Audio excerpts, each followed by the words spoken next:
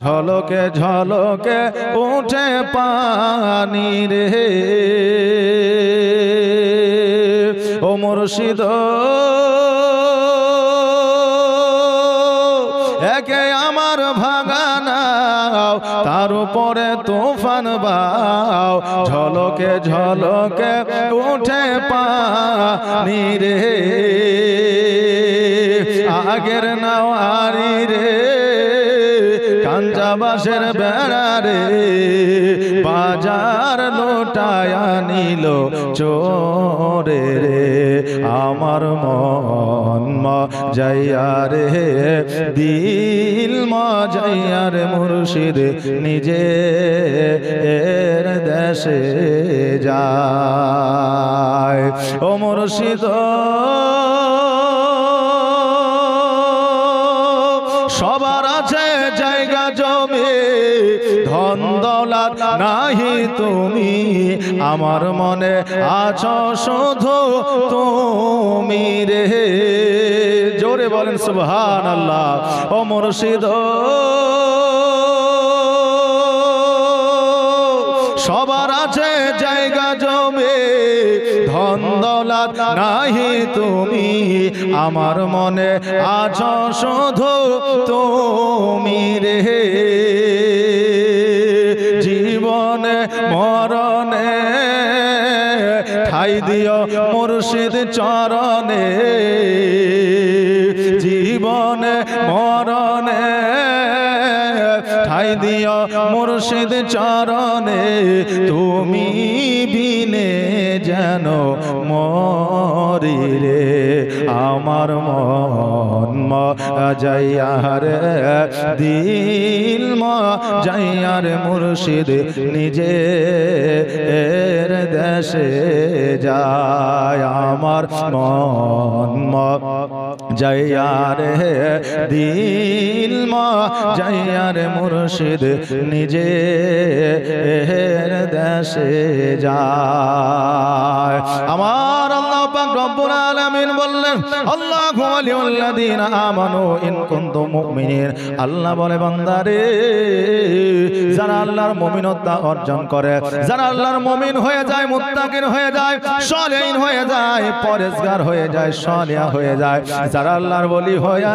যায় তাদের এই জগতে পরের জগতে কোনো বাধা বিপদ আসে না জোরে বলেন সুবহানাল্লাহ হ্যাঁ বাবাজি ভাইরা শুধু আল্লাহর ওলি যারা হয়ে যায় তাদেরই বাধা বিপদ শুধু নয় যারা আল্লাহর ওলির হাতে হাত দিয়ে মুরিদ হয়ে যায় তারাও কবরের মধ্যে বেড়া পার হয়ে যায় জোরে বলেন সুবহানাল্লাহ বাবাজি ভাইরা সন্ধ্যা থেকে নিয়ে মাগরিবের পর থেকে নিয়ে এতক্ষণ পর্যন্ত আলেমদের মুখ থেকে বহু আপনার ওয়াজ শুনলেন আসেন আমি একটু করে যাই সামান্যতম আল্লাহর ওলির শানে আপনাদের সম্মুখে একটু আল্লাহর ওলির শানে একটু বয়ান করে যায় আমার বড় পীর আব্দুল কাদের জিলানী ও গিলানী রহমাতুল্লাহ আলাই 6 বছর বয়সে যখন বাগদাদ শরীফে মাদ্রাসায় যখন ভর্তি হয়ে গেলেন শিক্ষক ওবাইদুল্লাহ রহমাতুল্লাহ আলাই আমার বড় পীর আব্দুল কাদের জিলানীকে ডাক দিয়ে বলে আরে বাচ্চা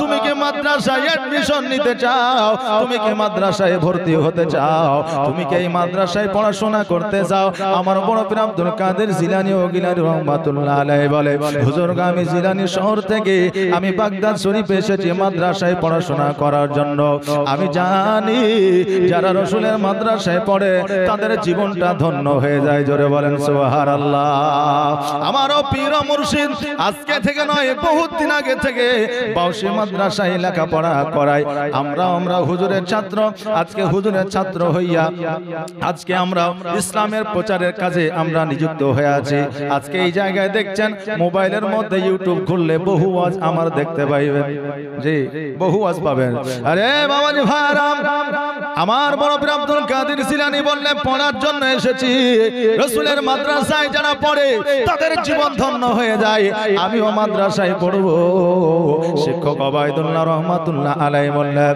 আরে বাচ্চা তুমি কি জীবনে কোনোদিন মাদ্রাসায় গিয়েছো, মক্তবে গিয়েছো, কোন কারোর কাছে গিয়ে আলিফ বা তাসা পড়েছো, বগদাদি কায়দা পড়েছো?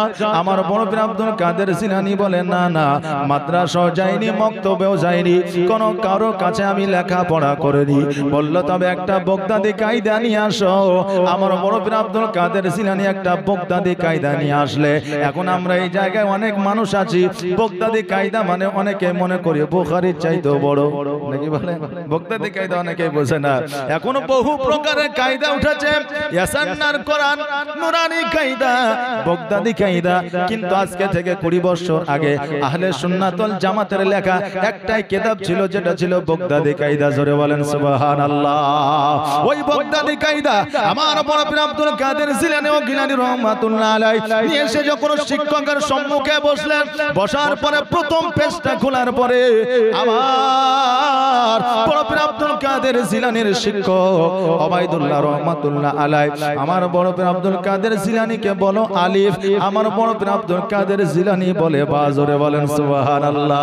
শিক্ষক বলছে বলো তা, আমার বড় পীর আব্দুল কাদের জিলানী বলছে সা, আমার শিক্ষক বলছে বলো জিম, আমার বড় পীর আব্দুল কাদের জিলানী বলছে হা। এখন ছাত্র শিক্ষকের কাছে গেছে, এখন শিক্ষক যদি বলে বলো ওয়া, আর ছাত্র যদি বলে আ। এখন শিক্ষক যদি বলে বলো এ, আর ছাত্র যদি বলে বি, তো এখন শিক্ষক বলবে না যে তুই কি আমার চাইতে বেশি জানিস? বলবে না? বলবে।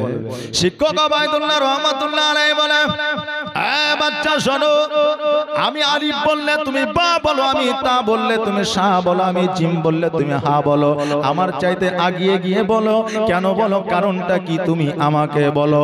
আমার বড় পীর আব্দুল কাদের জিলানী ও গিলানী রহমাতুল্লাহ আলাইহি বলে, হুজুর গো, আপনি যখন আলিফ বলেন আমার অটোমেটিক বা বেরিয়ে যায়, আপনি যখন তা বলেন আমার অটোমেটিক সা বেরিয়ে যায়, আপনি যখন জিম বলেন আমার অটোমেটিক হা বেরিয়ে যায়। হুজুর জানি না কিভাবে আলিফ থেকে বা অটোমেটিক আমার বার হয়ে যায়।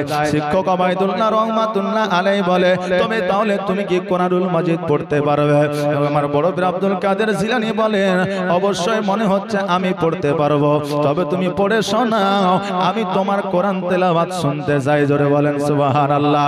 আমার বড় পীর আব্দুল কাদের জিলানী ও গিলানী রহমাতুল্লাহ আলাইহি সঙ্গে সঙ্গে পড়তে আরম্ভ করলেন, বিসমিল্লাহির রহমানির রহিম, আলহামদুলিল্লাহি রাব্বিল আলামিন, আর রহমানির রহিম, মালিকি ইয়াউমিদ্দিন, ইয়াকা না'বুদু ওয়া ইয়াকা নাস্তাঈন, ইহদিনাস সিরাতাল মুস্তাকিম, সিরাতাল লাযীনা আন'আমতা আলাইহিম, গায়রিল মাগদুবি আলাইহিম ওয়ালাদ-দাল্লিন।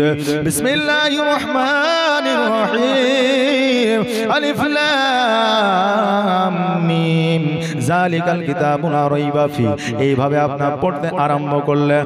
1 পারা, 2 পারা, 3 পারা, 4 পারা, 5 পারা, 6 পারা, 7 পারা, 8 পারা, 9 পারা, 10 পারা, এইভাবে পড়তে পড়তে আমার বড় পীর আব্দুল কাদের জিলানী ও গিলানী রহমাতুল্লাহ আলাইহি 19 পারা মুখস্থ শোনায়া দিয়েছে। জোরে বলেন সুবহানাল্লাহ। আল্লাহর সেরা সংবিধান 30 পারার যে কোরআন, আমল করে যে ইনসান, সে হয় কামিলে ঈমান। মা কোরআন পড়ে সব সময়, মায়ের বুক ভিজে যায় কান্না।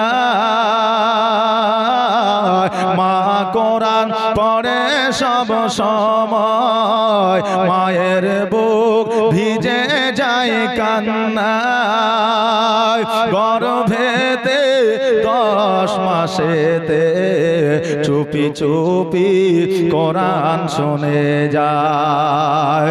কি কোরআনের তাসির, কি কোরআনের তাসির মোর আব্দুল কাদের, আর গর্ভেতে হাফিজ 19 পারার, ঘুম ঘুমিয়ে যা রে লাল আমার কিছু নাই তোকে দেবার।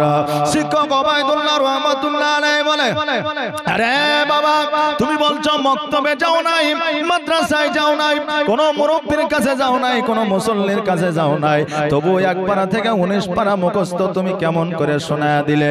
আমার মুরব্বি আব্দুল কাদের জিলানী গিলানী রহমাতুল্লাহ আলাইহি বলে, হুজুর গো দুনিয়ার জগতের মানুষেরা মায়ের গর্ভে 8.5 মাস 9 মাস 10 মাস 10 মাস 10 দিন গর্ভে থাকে, খুব বেশি হলে 11 মাস। 11 মাস পার হইলে অনেকে ডাক্তারের কাছে নিয়ে গিয়ে সিজার করে দেয়, অনেকে টেনশনে থাকে না জানে কি হলো, 11 মাস হয়ে গেল এখনো পর্যন্ত বাচ্চা জগতের মধ্যে আসলো না। ওগো হুজুর আমি মুরব্বি আব্দুল কাদের জিলানী, আমি মায়ের গর্ভে 10 মাস নয় 11 মাস নয় 12 মাস নয়, আমি টোটাল 14 মাস মায়ের গর্ভে ছিলাম। জোরে বলেন সুবহানাল্লাহ। হুজুর গো আমি মায়ের গর্ভে 14 মাস ছিলাম। আমার মা 2 বেলা কোরআন তেলাওয়াত করতো, একটা ছিল ফজরের নামাজের পরে, দ্বিতীয় ছিল রাত্রে এশার নামাজের পরে। আমার মা যখন কোরআন তেলাওয়াত করতো আমি মুরব্বি আব্দুল কাদের জিলানী আমি মায়ের গর্ভে বসে বসে কোরআন তেলাওয়াত শুনতাম। জোরে বলেন সুবহানাল্লাহ। আমি মায়ের গর্ভে কোরআন তেলাওয়াত শুনে শুনে জগতের মধ্যে এসেছি 19 পারা কোরআন মুখস্থ করিয়া। প্রাণের মুর্শিদ দয়ার মুর্শিদ গো আপনি আমার জীবনের জীবন। জোরে বলেন সুবহানাল্লাহ। আমার আল্লাহ পাক রব্বুল আলামিন আল কোরআনুল মাজিদের মধ্যে বললেন, ওয়া আম্মা বিনিমাতি রাব্বিকা ফাহাদ্দিস।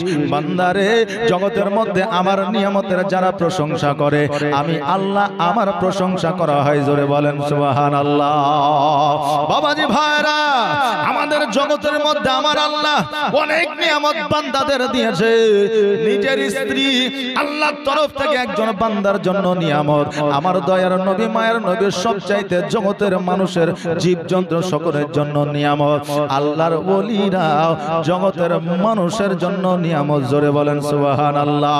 এই নিয়ামতের প্রশংসা করলে আল্লাহর যদি খুব প্রশংসা করা হয়, বলেন এই নিয়ামতের যদি বদনাম করি আমার আল্লাহর বদনাম করা হয়। জোরে বলেন নাউজুবিল্লাহ।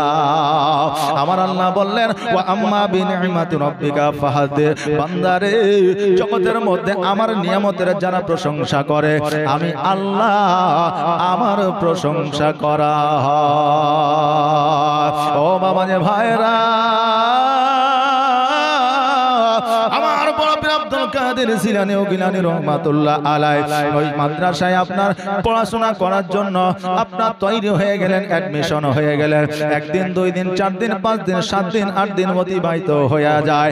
ওনার মা উম্মুল খায়র মা ফাতেমা 8টা করে 16টা দিনার আপনার মাদ্রাসায় দিয়ে পাঠিয়েছিলেন। ওই টাকাগুলো বন্ধু বান্ধব মাদ্রাসা ছাত্রদের দিয়া সমস্ত টাকাগুলো 6 দিনের মধ্যে শেষ হয়ে গেছে। জোরে বলেন সুবহানাল্লাহ। দেখবেন যারা মুমিন হয় তাদের কাছে যদি টাকা পয়সা থাকে আর তারা যদি কোনো জায়গায় খেতে যায় দেখবেন একাই খেতে পারে না, গরিব মিসকিন তারপরে আত্মীয় স্বজন ভাই ভক্ত সকলকে নিয়ে খায়। শুধু এটাই নয়, আজকে ভারতবর্ষে কেন সারা পৃথিবীর মধ্যে দেখবেন কেউ যদি বিপদে থাকে ওই বিপদ থেকে যদি কেউ উদ্ধার করে তো সেই ব্যক্তিটি মুসলমান। জোরে বলেন সুবহানাল্লাহ। ওই ব্যক্তিটি মুসলমান। তো একজন মুমিন ব্যক্তি কোনোদিন কাউকে অনাহারে রাখিয়া নিজে তাকে দেখায় খেতে পারবে না। আমার বড় পীর আব্দুল কাদের জিলানী দেখলেন মাদ্রাসায় যারা আছে তারাই তো গরিবের ছেলে, তাদের কাছে তো টাকা নেই, তো 8টা করে 16টা দিনের দিয়ে সকল বাচ্চাদের খাইয়ে দিয়েছে, নিজের কাছে আর টাকা নেই। আর তখন জায়গিরের বাড়িতে অভাব ছিল, অনটন ছিল, সঠিকভাবে খাবারও পেত না। আরে তখন তো দূরের কথা, আজকে থেকে 30 বছর আগে জায়গিরের বাড়িতে অভাব ছিল। এখন বাচ্চাদের অর্থাৎ স্টুডেন্ট তালবিলিমদের মাদ্রাসায় এত সুন্দর খাবার পরিবেশন করছে। আমার বাউসী মাদ্রাসায় আমার পীর ও মুর্শিদের আপনার ওই জায়গাতে ওই মাদ্রাসা পর্যন্ত আমার পীর মুর্শিদের মাদ্রাসায় হেড মোদারিস এবং ওই মাদ্রাসায় যে ছেলেদের পড়াশোনা হয় তাদের খাবারের খুব ভালো ব্যবস্থা, কারণ আপনার জায়গাও আছে প্লাস ওখানে আপনার কি বলে যেন খোদ মাদ্রাসাতে আপনার খাওয়া দাওয়ার ব্যবস্থা আছে। আগে 2 বেলা খাবার সঠিকভাবে অনেক জায়গার বাড়িতে পাওয়া যেত না, এখন খাবারের কোনো টেনশন নাই, কোনো অসুবিধা নাই। তাহলে তো অতদিন আগে আপনার খাবারের অভাব অসুবিধা থাকবেই। আমার বড় আব্দুল কাদের জিলানী ও গিলানী রহমাতুল্লাহ আলাইহি ওনার টাকা যখন শেষ হয়ে গেছে, জায়গের বাড়িতে সঠিকভাবে আপনার খাবার পাই না, অনাহারে 1 দিন 2 দিন 3 দিন 4 দিন 5 দিন 7 দিন অতিবাহিত হয়ে গেল। হাইরে বাবা খোদার জ্বালায়া, হাইরে খোদার যন্ত্রণা, এত যন্ত্রণা আমার বড় আব্দুল কাদের জিলানী সইতে পারে না। মাদ্রাসা থেকে বাইর হইয়া জঙ্গলের মধ্যে যাইয়া গাছের লতা পাতা ছিড়িয়া ছিড়িয়া খাইতেছে। জোরে বলেন সুবহানাল্লাহ। গাছের লতা পাতা ছিঁড়ে ছিঁড়ে খেয়ে এইদিকে শিক্ষক ওবায়দুল্লাহ রহমাতুল্লাহ আলাইহি আমার বড় পীর আব্দুল কাদের জিলানী ও গিলানী রহমাতুল্লাহ আলাইহিকে আপনার খোঁজাখুঁজি করতে আরম্ভ করেছে। হাইরে বাবা আমার ওই বাচ্চাটা কোথায় গেছে, কারণ এত সুন্দর বাচ্চা আমি জীবনে কোনোদিন দেখি নাই। আর এই জায়গায় এসেছে, বাচ্চাটা চোখের সামনে থেকে অন্য কোথাও গেলে আমার প্রাণটা যে আর থাকে না। বাবা যে ভাইরা যারা মাদ্রাসায় পড়ে, যার সন্তানকে মাদ্রাসায় দেয়, সেই বাপি মনে করে আমারই দয়া আছে মায়া আছে, কিন্তু বাবারে মাদ্রাসায় যখন একটা বাচ্চাকে দিয়ে দাও, ওই মাদ্রাসায় যে শিক্ষকেরা থাকে ওই শিক্ষকদেরও নিজের সন্তানের মতো ওই বাচ্চার প্রতি মায়া দয়া লেগে যায়। জোরে বলেন সুবহানাল্লাহ।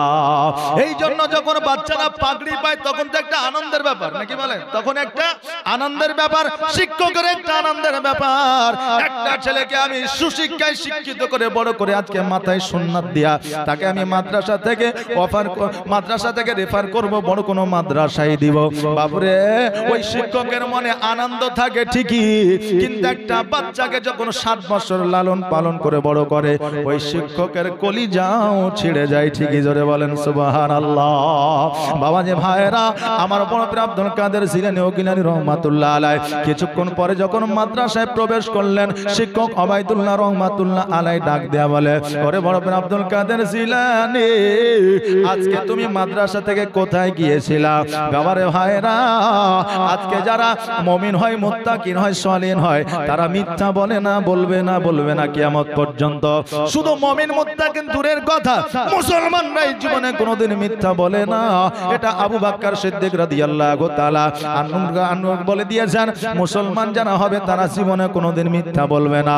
বাবা যে ভাইরা আমার বড় পীর আব্দুল কাদের জিলানী ও গিলানী রহমাতুল্লাহ আলাইহি বলে, হুজুর গো খোদার জ্বালা সহ্য করতে পারে না, এই জন্য আমি জঙ্গলে যাইয়া গাছের লতা পাতা খেয়েছি। শিক্ষক ওবায়দুল্লাহ বলে, রে আজকে তুমি খোদার জ্বালায় গাছের লতা পাতা খাইলা, কিন্তু আমার বাড়িতেও খাবার না যে তোমাকে নিয়ে গিয়ে খাওয়াবো। আমি খোঁজ নিয়ে আমার বাড়িতে কিছু খাবার আছে কিনা, যদি কিছু খাবার থাকে এশার নামাজের পরে গিয়ে তুমি খেয়ে আসবে। এবার শিক্ষক ওবায়দুল্লাহ রহমাতুল্লাহ আলাইহি বাড়িতে যাইয়া নিজের বিবিকে বললেন, বিবি রে আমার একটা ছাত্র ক্ষুধার্ত অবস্থায় আছে, ওই ছাত্রকে খাবার দিতে হবে, কিছু খাবার থাকলে তুমি রেডি করো। বলল, আমার প্রাণের স্বামী, আজকে আমার বাড়িতে একটা মাত্র রুটি আছে, যদি ওই রুটিটা খাই তবে তুমি আপনি ডেকে নিয়ে আসেন। এবার বললেন একটা রুটিতেই হবে, কমসে কম একটু পেটটা তো পূরণ হবে। আমার বড় পীর আব্দুল কাদের জিলানী ও গিলানী রহমাতুল্লাহ আলাইহিকে আপনার এশার নামাজের পরে ডাক দিয়েছেন। এবার এশার নামাজের পরে আমার বড় পীর আব্দুল কাদের জিলানীর দরওয়াজায় ঠক ঠাকায়, আসসালামু আলাইকুম ইয়া আহলাল বাইত, আপনার ঘরের সম্মুখে এসে সালাম দেয়। দরওয়াজা যখন শিক্ষক খুলে দিয়েছে, দেখছে যেন শুধু আমার বড় পীর আব্দুল কাদের জিলানী নয়, তার সঙ্গে মাদ্রাসার শত শত ছাত্ররাও রয়েছে। জোরে বলেন সুবহানাল্লাহ। ওবায়দুল্লাহ বলে, আল্লাহ আজকে একটা মাত্র রুটি এতগুলো ছাত্র কেমন করে খাওয়াইব? আল্লাহ তুমি ইজ্জতের মালিক, বেইজ্জতের মালিক। আমার বড় পীর আব্দুল কাদের জিলানী ডাক দেয়া বলে, হুজুর আপনি চিন্তা করিয়েন না, আমি বড় পীর আব্দুল কাদের জিলানী রয়েছি। আপনার বাড়িতে একটা রুটি থাকলে যথেষ্ট। বলে বাবা একটাই মাত্র রুটি আছে। বলে ওই রুটিটা নিয়ে আসেন। এবার রুটিটা নিয়ে আসা দেওয়া হলো। এবার একটা গামলার মধ্যে, একটা পাত্রর মধ্যে ঢুকায় দিয়ে উল্টা করে দেওয়া হলো। রুটিটা আপনার ঢাকা পড়ে গেল। একটা করে রুটি বার করে আর ছাত্রদের দেয় খাওয়ার জন্য। জোরে বলেন সুবহানাল্লাহ। ওই একটা করে রুটি বার করতে করতে যতগুলো ছাত্র ছিল সমস্ত ছাত্রের পেট পূরণ হয়ে গেছে। বাকি একটা রুটি ওই গামলার বা থালার বা পাত্রের তলেই রয়ে গেছে। জোরে বলেন সুবহানাল্লাহ। হ্যাঁ বাবাজি ভাইরা, আমার আল্লাহর ওলির যদি এত পাওয়ার হতে পারে, আমার দয়ার নবী মায়ের নবী সাল্লাল্লাহু তাআলা আলাইহি ওয়াসাল্লামের কত পাওয়ার ছিল। বাবাজি ভাইরা, এখন কিছু বাতিল ফেরকার মানুষ আছে যারা বলে থাকে নবীজি আমার মতো ছিল। জোরে বলেন নাউজুবিল্লাহ। আল্লাহর ওলিদের কোনো পাওয়ার নাই, এদের কোনো ক্ষমতা নাই, এটা বলে থাকে। আমি আগেও বলেছি, এখনো বলেছি, আল্লাহ জগতের মধ্যে দুইটা জাতি তৈরি করেছে। মানুষের পৃথিবীর মধ্যে আমার আল্লাহ তাবারাক তাআলা জিন আর ইনসানকে তৈরি করেছে। আমরা জিনকে দেখতে পাই না, কিন্তু জিনেরা আমাকে দেখতে পায়। কিন্তু যাদের নসিবে লেখা আছে জিন দেখতে পাবে, তারা জিনকে দেখতে পায়। কথা ঠিক না ভুল? দেখতে পাই, কিন্তু সবাই দেখতে পায় না। হ্যাঁ বাবাজি ভাইরা, আল্লাহর ওলিদের কারামাত দেখতে গেলে, আল্লাহর ওলিদের অলৌকিক দৃশ্য দেখতে গেলে এটাও একটা নসিবের ব্যাপার হয়ে যায়। জোরে বলেন সুবহানাল্লাহ। নসিবে না থাকলে দেখা যায় না, নসিবে না থাকলে দেখতে পাবে না, ভক্তি না থাকলে দেখতে পাওয়া যাবে না। বাবাজি ভাইরা, আজকে যারা বলে তাদের ক্ষমতা নাই, পাওয়ার নাই, যারা বলে তাদের মতো মূর্খ আর জগতের মধ্যে কেউ থাকে না। জগতের বিজ্ঞান যারা আছে তারাই আল্লাহর ওলিকে নিয়ে আপনার গবেষণা করে দেখা গিয়েছে যে আল্লাহর ওলিদের মধ্যে আল্লাহর সঙ্গে একটা কানেক্টেড থাকে। জোরে বলেন সুবহানাল্লাহ। আমার খাজা মাইনুদ্দিন চিশতি রহমাতুল্লাহ আলাইহি জগতে এই ভারতবর্ষে আসিয়া ইসলামের প্রচার ও প্রসার করেছে। একটা সময় বাদশাহ ঔরঙ্গজেব যখন দেখলো আরবের মধ্যে যখন মাজারগুলো ভেঙে দেওয়া হচ্ছে, বাদশাহ ঔরঙ্গজেব চিন্তা করলো আমিও ভারতবর্ষের মাজার ভেঙে দেব। আমার খাজা মাইনুদ্দিন চিশতি রহমাতুল্লাহ আলাইহি দরবারে গেলেন। যাওয়ার পরে যখন সালাম দিলেন, আসসালামু আলাইকা ইয়া ওলি আল্লাহ, ওই কবর থেকে, ওই রওজা থেকে সালামের উত্তর আসলো ওয়া আলাইকুম আসসালাম ওয়া রাহমাতুল্লাহ। জোরে বলেন সুবহানাল্লাহ। বাদশাহ ঔরঙ্গজেব চিন্তা করল, আল্লাহ আমি যে মাজার ভাঙতে এসেছিলাম ওই মাজার থেকে তো কথা আসে আল্লাহ, অতএব আমি কথা দিলাম আমি আজকে এই মাজার ভাঙবো না, আমি এই মাজার আমি বাদশাহ ঔরঙ্গজেব নিজ হাতে গড়ে দিব। জোরে বলেন সুবহানাল্লাহ। আমার খাজা মাইনুদ্দিন চিশতি রহমাতুল্লাহ আলাইহি দরবারে যেই বাবা গম্বুজের উপরে 1 কুইন্টাল 20 কেজি আপনার সোনা দেখা যায়, ওই সোনাটা কেউ দেয় নাই, ওই সোনাটা বাদশাহ ঔরঙ্গজেব দিয়ে গম্বুজটা বানিয়ে দিয়েছিলেন, এখনো আছে, কিয়ামত পর্যন্ত থাকবে। জোরে বলেন সুবহানাল্লাহ। ওই সেই দিন বাদশাহ ঔরঙ্গজেব আমার খাজা মাইনুদ্দিন চিশতি রহমাতুল্লাহ আলাইহিকে চিনল, তিনার পাওয়ার দেখলো গো। আর তিনার পাওয়ার দেখার পরে থেকে আল্লাহর এত উপাসনা করলো, আল্লাহর এত নিকটতম হইল যে জিন্দা ওলি হয়ে জগৎ থেকে বিদায় নিল। জোরে বলেন সুবহানাল্লাহ। তা আল্লাহর ওলিদের চিনলে, আল্লাহর ওলিদের ভক্তি করলে আল্লাহর ওলিও হওয়া যায়, মুমিনত্বও অর্জন করা যায়। জোরে বলেন সুবহানাল্লাহ। বিজ্ঞানরাও রিসার্চ করে দেখেছে আল্লাহর সঙ্গে ওলিদের কানেক্টেড থাকে। এই জন্য কবির ভাষায় বলেছেন, বিজ্ঞানীরও বিজ্ঞানী আমার নবীজি। জোরে বলেন না সুবহানাল্লাহ। আওয়াজ দিয়ে বলেন না ইয়া রাসূলুল্লাহ। একটু মিষ্টি ভাষায় প্রাণ খুলে মহব্বতের সহিত বলেন ইয়া মুর্শিদ, ইয়া ওলি আল্লাহ। বলছেন বিজ্ঞানীরও বিজ্ঞানী আমার নবীজি। এমন একটা দয়ার নবী আর হবে কি, এমন একটা মায়ার নবী আর পাইবা কি, বিজ্ঞানীদের বিজ্ঞানী আমার নবীজি। বিজ্ঞানীরা রথের যুগে আকাশেতে যায়, আমার নবী রকেট ছাড়া মেয়েরা যেতে যায়। জোরে বলেন সুবহানাল্লাহ। বিজ্ঞানীরা রকেটের চাঁদের দেশে যাচ্ছে, তাদের কত নাম হচ্ছে, তাই না? নাম হচ্ছে।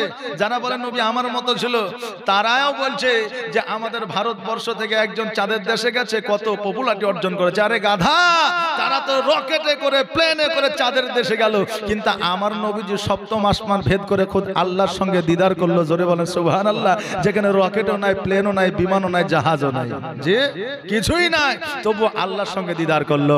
বিজ্ঞানীরা রথের যুগে আকাশেতে যায়, আমার নবী রকেট ছাড়া মেয়েরা যেতে যায়। ওরে এই যুগে কি এমন বিজ্ঞান আর হবে কি? ওরে এই যুগে কি এমন বিজ্ঞান আর হবে কি? বিজ্ঞানীদের বিজ্ঞানী আমার নবীজি। আবু বকর সিদ্দিকের সাপে কামড়াইলো, আমার নবীর থুতু দিয়া ভালো হয়ে গেল। জোরে বলবেন না সুবহানাল্লাহ। ওয়াহাবীর দলেরা শুনে না, নবী যদি তোমার মতো হয় তাহলে তুমি একটা সাপে কামড় দাও মানুষের, ওই জায়গায় থুতু দিয়ে বিষ পানি করো, পারবে?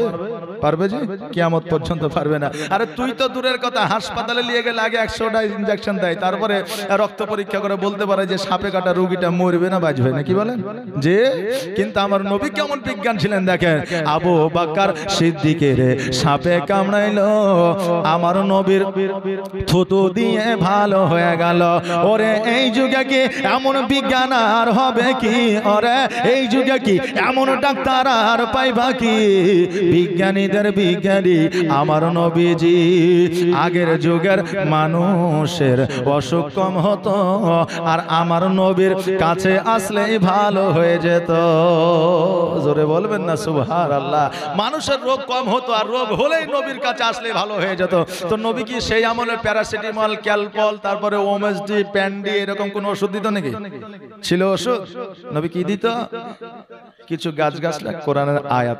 জি, তাহলে তারা নবীর কাছে যাইয়া যদি কোরআনের আয়াত নিয়ে যদি সুস্থ হয়ে যাইতো, তা আজকে আমার পীর ও মুর্শিদের কাছে যদি দোয়া তাবিজের জন্য আসি, তো সেটা কি করে শিরক ও বিদআত হতে পারে?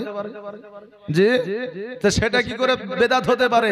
আরে আমার নবীজি যখন আপনার কোরআনের আয়াত দিয়ে সাহাবীদেরকে তাবিজ দিয়েছে, তা আমরাও কিয়ামত পর্যন্ত আমাদের মুর্শিদের তাবিজ নিয়ে আমাদের জীবনটাকে ধন্য করে নিব। জোরে বলেন সুবহানাল্লাহ।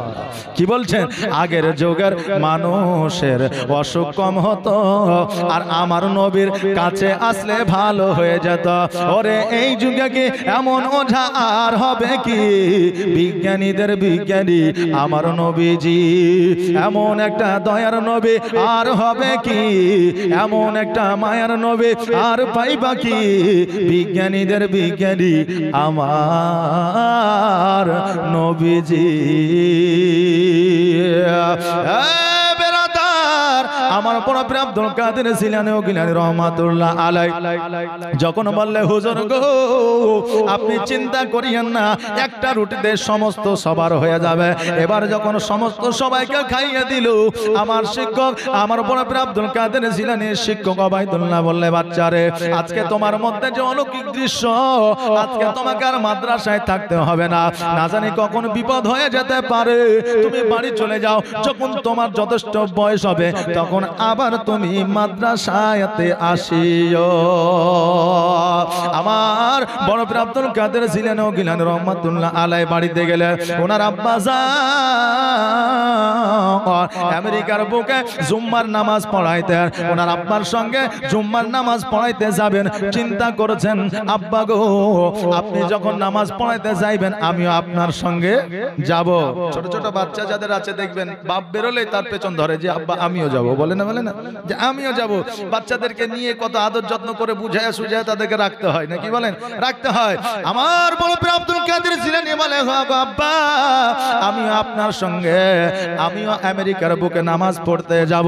আমার বড় পীর আব্দুল কাদের জিলানী ও গিলানী রহমাতুল্লাহ আলাইহির আব্বা হযরত মুসা সলে জঙ্গি, উনি বললেন, বেটারে রাস্তা দিয়ে যখন হেঁটে যাব, কত বন জঙ্গলে পশু আছে, পাখি আছে, বাঘ আছে, ভাল্লুক আছে, তারা যদি আক্রমণ করে দেয় তোমাকে বাঁচাইতে পারবো না, কারণ তুমি দৌড়াতে পারবা না, তুমি গাছে উঠতে পারবা না। আমি বড় হয়ে গেছি, আমি গাছে উঠতে পারবো, দৌড়ে পালাইয়া যেতে পারবো। আমার বড় পীর আব্দুল কাদের জিলানী বলে, আব্বা গো, আপনি আমাকে নিয়ে কোনো চিন্তা করিয়েন না, আমাকে নিয়ে কোনো টেনশন করিয়েন না, শুধুমাত্র আমাকে আপনি নিয়ে চলো।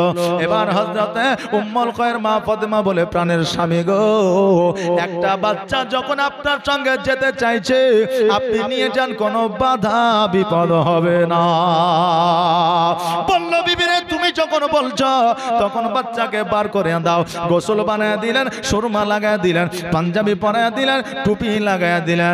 আব্বাজানের হাত ধরে আমেরিকার দিকে অগ্রসর হইলেন। জোরে বলেন সুবহানাল্লাহ। কিছু দূর যাওয়ার পরে কিছু বন জঙ্গলের পশু পাখিরা, বাঘেরা, ভাল্লুকেরা যেন আমার আব্দুল কাদের জিলানীর দিকে ছুটতে ছুটতে চলে আসছে। হযরতে মুসা সনে জঙ্গি বলে, বেটারে আর আগে যাওয়া যাবে না, চলো আমরা গাছের উপরে উঠে যাই, কারণ বাঘ আসলে খেয়ে ফেলবে। আমার বড় পীর আব্দুল কাদের জিলানী বলে, আব্বা গো, আপনি ভয় করিয়েন না, শুধুমাত্র দ্বন্দ্ব ঈমান হয়ে দাঁড়িয়ে থাকেন। আগে দেখেন আমাদের যারা খেতে আসে না, আমাদেরকে তারা সম্মান করার জন্য আসে। এবার চোখটা বন্ধ করে হযরতে মুসা সলে জঙ্গি যেন দাঁড়ায় গেলেন। এবার বাঘে দৌড় দিয়ে আসিয়া আমার বড় পীর আব্দুল কাদের জিলানীকে না খাইয়া আমার বড় পীর আব্দুল কাদের জিলানীর পদতুলিতে কদম মুশি করতেছে। জোরে বলেন সুবহানাল্লাহ। আমার বড় পীর আব্দুল কাদের জিলানীর যেন আপনার পায়ে বাঘে চুমা করতেছে। আরে ও বীর দলেরা, আজকে বড় পীর আব্দুল কাদের জিলানীর যদি পায়ে একটা বাঘ চুম্বন করতে পারে, আমরা মানুষ, আমরা কেন আল্লাহর ওলিদের মুর্শিদের চিনতে পারবো না? যারা বলে ওলিদের কদম মুশি করা যাবে না, তারা বাঘের চাইতো নিকৃষ্ট। জোরে বলেন নাউজুবিল্লাহ। আমার বড় পীর আব্দুল কাদের জিলানী ও গিলানী রহমাতুল্লাহ আলাইহি বলে, আব্বা গো, আপনি জলদি করে চোখটা খুলে দেখেন। আমার হযরতে মুসা সলে জঙ্গি যখন চোখটা খুলে দেখছেন যেন বাঘে আমার বড় পীর আব্দুল কাদের জিলানীকে আক্রমণ না করিয়া আমার বড় পীরের কদম যেন চুম্বন করতে আছে। আমার বড় পীর আব্দুল কাদের জিলানী ও গিলানী রহমাতুল্লাহ আলাইহির আপনার কদম যেমন আপনার চুম্বন করতে আছে। আমার আল্লাহ বললেন, ইয়া আইয়ুহাল্লাযীনা আমানুস্তাঈনু বিস-সাবরি ওয়াস-সালাহ ইন্নাল্লাহা মা'আস-সাবিরিন। আল্লাহ বলে, বান্দারে তোমরা ধৈর্য অবলম্বন করো সালাতের মাধ্যমে। তোমরা যারা ধৈর্য অবলম্বন করো, আমি আল্লাহ তোমাদের সঙ্গে হয়ে যায়। বাবাজি ভাইরা, আল্লাহর ওলিদের মতো ধৈর্য ধারণ জগতে আর কেউ করতে পারে না। বেরাদার মিল্লাত ইসলামিয়া যখন আমেরিকার বুকে নামাজ পড়ার জন্য আপনার চলে গেলেন, এবার নামাজের শেষে এবার একজন এলান করছে যে আমাদের একজন লোক মারা গেছে, জুম্মার পরে পরে তিনার জানাজা হবে। দেখবেন জুম্মা মসজিদে দেখবেন যদি ক্ষীর থাকে, পায়েস থাকে, বাতাসা থাকে, যদি মিষ্টি থাকে, তো দেখবেন শেষের বেলায় উঠে বলে যে আপনাদের জিয়াফত থাকলে আপনারা মিষ্টি দুইটা নিয়ে যাবেন। বলে কি বলে না? বলে। আবার কেউ যদি মারা যায় তো বলে অমুক জনা মারা গেছে, তার জানাজা অমুক গায়ে হবে, তো আপনারা জানাজায় যারা শামিল হতে ইচ্ছুক এত সময়ের মধ্যে চলে যাবেন। বলে না? বলে। তো জুম্মার শেষে বললেন যে অমুক গ্রামের একজন মারা গেছে, আমাদেরই মহল্লার, তো জুম্মার পরে পরে জানাজা হবে, আপনারা সবাই চলে যাবেন। আমার বড় পীর আব্দুল কাদের জিলানী 6 বছর বয়স, চট করে মসজিদ থেকে বার হয়ে ওই মৃত্যু বাড়ির ব্যক্তির ওখানে যে পৌঁছে গেছে। যাওয়ার পরে দেখছে যে কেউই, কারো মনে আফসোস নাই, সবাই দেখছে, কিন্তু একটা 6 বছরের বাচ্চা ওই জায়গায় ধুলোতে গড়াগড়ি দিয়ে কান্না করছে। জোরে বলেন সুবহানাল্লাহ। আমার বড় পীর আব্দুল কাদের জিলানী যাইয়া বলছে, বাচ্চা তুমি কান্না করো কেন? তো ওই বাচ্চা ছেলেটা তাকিয়ে দেখে যে আমাকেও বলছে বাচ্চা, কিন্তু সেও নিজেও তো বাচ্চা। জি, আমাকে বলছে বাচ্চা, তো সেও নিজেও বাচ্চা, তা আমাকে বলছে বাচ্চা, তুমি কাঁদছো কেন? বাচ্চাটি বলছে, আমি 6 বছরের বালক, জগতে আমার মা নাই, আমার আব্বা আমাকে দেখাশোনা করতো। আজকে আমার আব্বা ইন্তেকাল করেছে, জগতে আমাকে দেখার মতো কেউ নাই। আকাশে আমার মাথার উপরে আকাশ নাই, আমি বড় এতিম হয়ে গেছি। আমার আব্বা চলে যাওয়ার পরে আমি কার কাছে থাকবো, লালন পালন হব? এই জন্য আমি কান্না করতেছি। আমার বড় ভাই আব্দুল কাদের জিলানী ডাক দিয়া বলে, বাচ্চা রে তুমি আর কাঁদিও না, কারণ তোমার কান্না আমি আব্দুল কাদের সহ্য করতে পারি না। বাচ্চা বলে, শোনো আমার আব্বা মারা গেছে, তোমার আব্বা তো মারা যায়নি, এই জন্য যত ব্যথা বেদনা দুঃখ কষ্ট আমার, অতএব আমাকে কান্না করতে দাও, আমি কান্না বন্ধ করতে পারি না। আমার বড় ভাই আব্দুল কাদের জিলানী চট করে বলছে, তোমার আব্বাকে যদি জিন্দা করে দেওয়া হয় তবে তুমি কি কান্না বন্ধ করবে? হতভম্ব হয়ে তাকিয়ে আছে যে মুর্দা মানুষকে জিন্দা করলে তুমি কান্না বন্ধ করবে, এটা আবার কেমন কথা? বলছে তুমি কান্না বন্ধ করবা কিনা বলো, তোমার আব্বাকে আমি জিন্দা করে দেবো। আচ্ছা বলেন, কারো বাপ যদি মারা যায় আর কেউ যদি বলে জিন্দা করে দেবো, কান্না বন্ধ করো, তো কান্না বন্ধ করবে না? করবে না? করবে। চট করে কান্না বন্ধ। বলছে আমিও বাচ্চা তুমিও বাচ্চা, আবার কেমন করে জিন্দা করবা? আমার বড় ভাই আব্দুল কাদের জিলানী বলে, সেই ক্ষমতা আমাকে আল্লাহ দিয়েছে, আমার আছে, একমাত্র আল্লাহর ওলিদের আছে। জোরে বলেন না সুবহানাল্লাহ, এটা আওয়াজ দিয়ে বলেন না সুবহানাল্লাহ। আমার বড় ভাই আব্দুল কাদের জিলানী বলে, আমি যদি তোমার আব্বাকে জিন্দা করে দিই তুমি কি কান্না বন্ধ করবে? বাচ্চা বলে, জগতে আমার কেউ নাই, আমার মা নাই, আমার আব্বা ছিল চলে গেছে, আমার খালা নাই, ফুফু নাই, চাচা নাই, চাচি নাই, দাদু নাই, দাদি নাই, নানা নাই, নানি নাই, আমাকে দেখার মতো কেউ নাই। আজকে আমার আব্বা যদি জিন্দা হয়ে যায়, আমার মতো খুশি জগতে আর কেউ হবে না। আমি এতিম হয়ে কাঁদি না কেন তোমরা বলতে পারো? আমি এতিম হয়ে কাঁদি না কেন তোমরা বলতে পারো? এতিম ছিলেন আমার নবী, এতিম আমিও। নেই বাবা মা আমার, নেই যে বাড়ি ঘর, নেই বাবা মা আমার, নেই যে বাড়ি ঘর, আমার মতো কপাল পোড়া নেই তো ভাবে আর, তবু মনে নিয়ে যন্ত্রণা কাটাই দিনেরা, তবু মনে নিয়ে যন্ত্রণা কাটাই দিনেরা।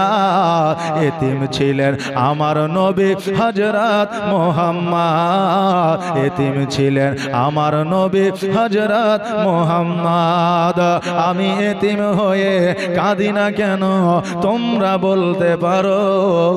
আমি এতিম হয়ে কাঁদি না কেন তোমরা বলতে পারো?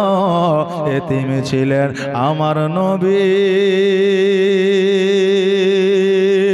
এতিম আমিও। আল্লাহুম্মা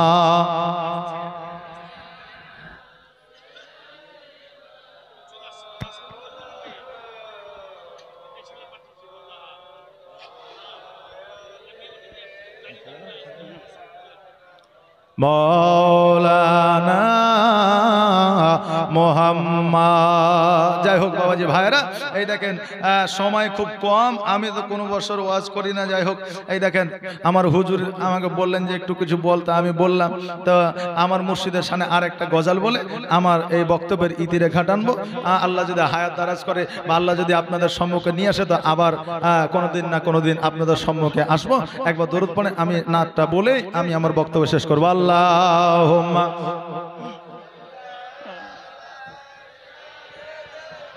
মৌলানা পাইলে নিরালাই গো মুর্শিদ, পাইলে নিরালাই। জোরে বলেন না সুবহানাল্লাহ, এটা আওয়াজ দিয়ে বলেন ইয়া রাসূলুল্লাহ। জি এই দেখেন আমাদের প্রধান বক্তা চলে এসেছেন, পাগড়ি লাগাচ্ছেন, চলে আসবেন খুব দ্রুত, মানে 2-1 মিনিটের মধ্যে বা 3 মিনিটের মধ্যেই। আমি খুব ছোট্ট করে আমি বলে আমি আমার বক্তব্যের ইতিরেখা টানবো। পাইলে নিরালাই গো মুর্শিদ, পাইলে নিরালাই, পাইলে নিরালাই গো মুর্শিদ, পাইলে নিরালাই।